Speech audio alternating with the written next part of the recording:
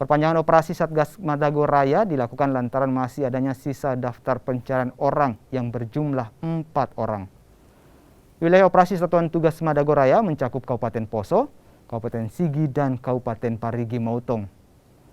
Satgas Madagoraya melibatkan sejumlah pasukan khusus baik dari TNI maupun Polri.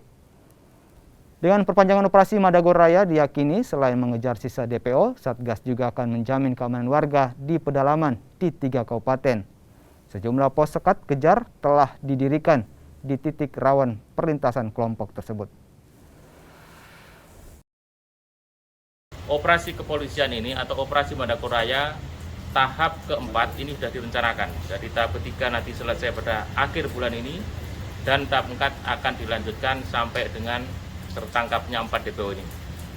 Kemudian untuk melindungi seluruh masyarakat dari teror DPO ini, kepolisian yang tergabung dalam operasi Madagoraya, baik di situ TNI maupun Polri, telah dibentuk pos-pos sekat. Ya. Jadi pos sekat itu ada di atas mencegat agar para DPO ini tidak bisa turun. Kemudian ada pos PAM, pos daerah rawan. Nah ini juga beradaannya lebih dekat dengan masyarakat.